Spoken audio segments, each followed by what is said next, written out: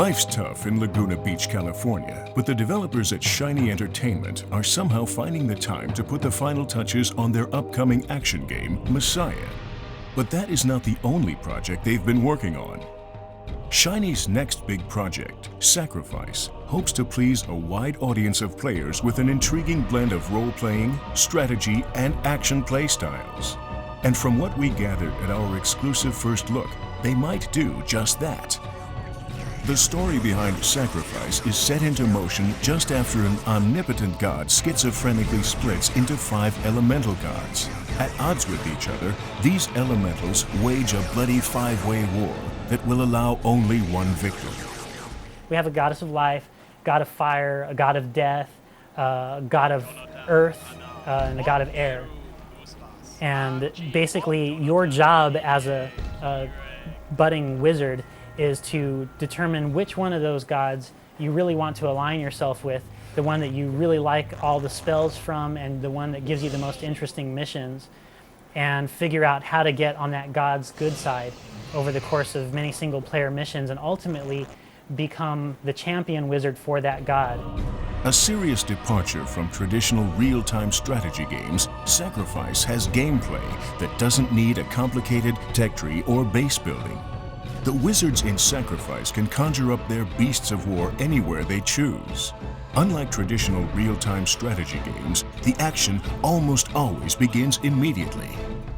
We've really designed the game from the ground up to have a very different feel from your traditional real-time strategy game, especially ones that can build up to large-scale battles.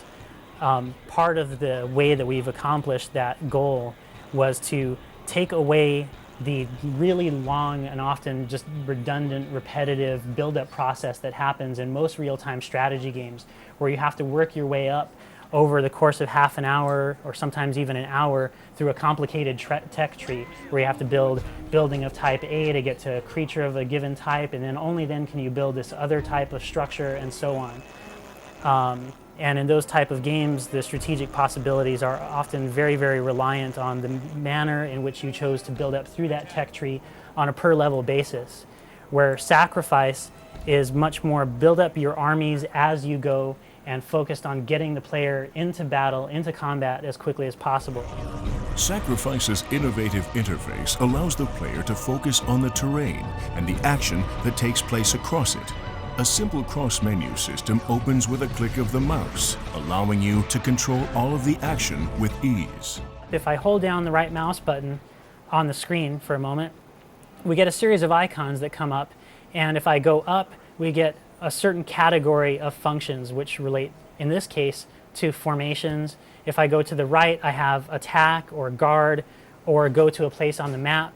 If I go down from center, I have certain wizard control and camera control things that come up.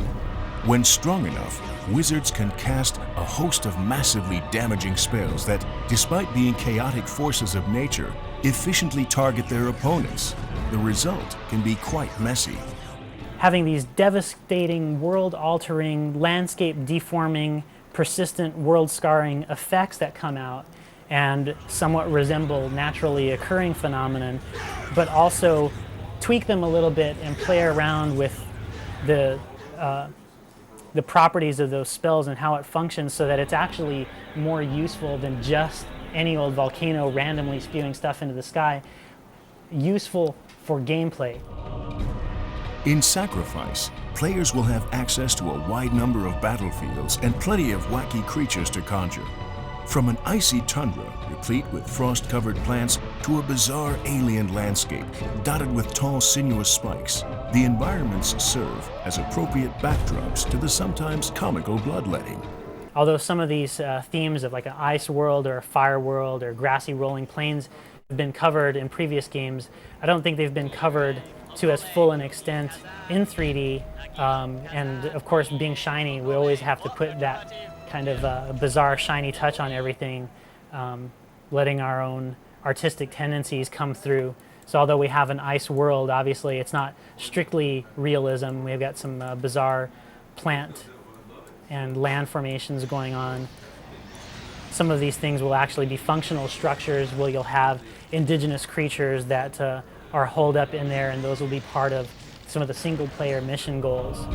With the aid of the Messiah engine, Shiny has made the concept of a limited viewing distance null and void. 3D objects in the game are dynamically adjusted in detail, making the engine capable of producing incomparable frame rates, regardless of the number of objects on the screen.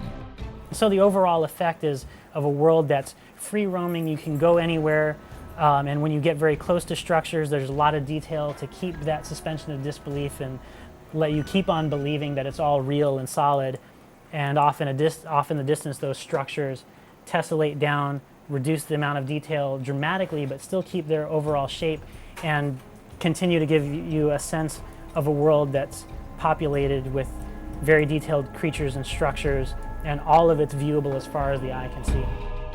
Shiny's next game just might be its magnum opus.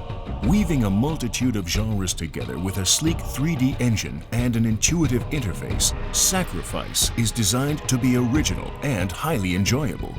Get ready to conjure your way to victory later this year.